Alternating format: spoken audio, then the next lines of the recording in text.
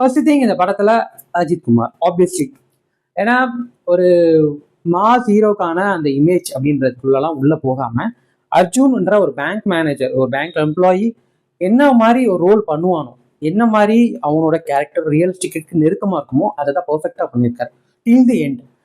அவரு ஆக்ஷன் சிங்கிள்ஸ்ல கூட எந்த இடத்துலயுமே யாரையும் கொல்லணுன்ற ஆங்கிள்லே போகாம, அதாவது ஆக்ஷன் அவனை போட்டு சாத்திடுவோம், வெட்டி கொல்லுவோம், துப்பாக்கிகள் சுடுவோம்னு இல்லாம, கொல்றதுக்கான எந்த முயற்சியுமே இல்லாம தன்னை காப்பாத்திக்கிறதுக்கு அவனை எந்த அளவுக்கு அவனை ஒரு அடிக்கிறதா இருந்தாலும், துப்பாக்கியில் சுடுறதா இருந்தாலும், முட்டிக்கீழ சுடுறது, அடிக்கிறதா இருந்தாலும், குத்துறதா இருந்தாலுமே உயிர் போகாத நிலையில அந்த மாதிரி தான்.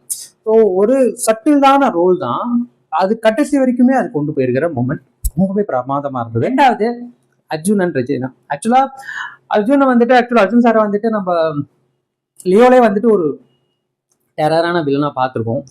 பட் இதுல ஒரு சைக்காட்டிக் வில்லனா அவரோட ரோலே அப்படிதான். அதுக்கு கொஞ்சம் கூட கம்மியாக ஆகாத ரெஜினாவோட ரோல். 2 பேரும் கப்பல் பேரா வரும்போது அவங்க 2 பேரும் கொஞ்சம் கூட இறக்கமே இல்லாமல், மர்சினஸே இல்லாமல் ஒரு சைக்காட்டிக் வில்லன் அப்படின்ற ரோல் பண்ணணும், பிரமாதமாக இருந்தது.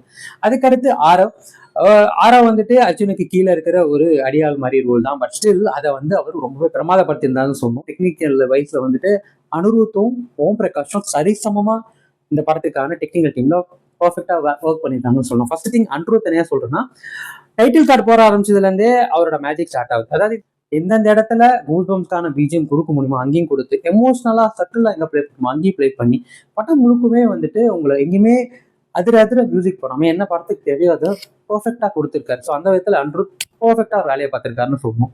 ரெண்டாவது ஓம் பிரகாஷ் சீரியஸா இந்த படத்துக்கான உயிர் நாடி அப்படின்னா இந்த படத்துல ஒளிப்பதிவு தான். ஏன்னா ஃப்ரேம்ஸ் ஒன்னும் ஹாலிவுட் தரத்துக்கு நம்ம சொல்லலாம், ஹாலிவுட்டுக்கு நிகரா அப்படிலாம் நம்ம சொல்லுவோம். இது ஹாலிவுட்டே தான், அவங்களே தான் அங்க உள்ளவங்க பண்ணியிருந்தா பார்த்தாலே நம்ம ஆளுங்க யாரோ பண்ணியிருக்காங்க அப்படின்னு தோணும். ஸோ ரெண்டாவது அந்த டெக்னீஷியன் வைஸ்ல ஈக்குவலா இருக்கிறது அனிருத் அண்ட் ஓம் பிரகாஷ், இவங்க 2 பேரும் தான். எனக்கு இது ரெண்டுமே ரொம்பவே பிடிச்சிருந்தது. சினிமாட்டோகிராஃபி அண்ட் தென் மியூசிக் ஒரு மிகப்பெரிய உயிர் நாடி இந்த படத்துக்கு. ஓவராலா விடாமுயற்சின்றது யார் பார்க்கலாம் அப்படின்னா எல்லாருமே பார்க்கலாம். இவங்க பார்க்கலாம் அவங்க பார்க்கலான்றதெல்லாம் சொல்றேன்னா இவங்கெல்லாம் ஸ்பெசிஃபிக்கா பார்க்கலாம். பட் ஆல்மோஸ்ட் எல்லாருமே இந்த படம் பார்க்கலாம். எல்லாருக்குமே இந்த படம் ஒரு டிஃப்ரெண்டான ஃபீல் எக்ஸ்பீரியன்ஸை கொடுக்கும். ஸோ எனக்கு இந்த படம் எந்த அளவுக்கு மஜாவா இருந்தது, எக்ஸைட்டிங்கா இருந்ததுன்னு பார்த்தீங்கன்னா, நான் 100க்கு நான் 85 கொடுப்பேன். சாலிடான ஒரு ஹாலிவுட் ஸ்டைலுக்கு ஈக்குவலான நெக் டு நெக் உள்ள ஒரு ஸ்லோபன் த்ரில்லர் தான். பிரேக் டவுன் படத்தோட இன்ஸ்பிரேஷன் தான். பட் ஸ்டில் இது பிரேக் டவுன் படத்தோட அப்படியே சீன் பை சீன் அவங்க எடுக்கல. இது மகிழோட ஸ்கிரீன் பிளேல அஜித் சார் நடிச்சிருக்கிற ஒரு பிரேக் டவுன் படம்.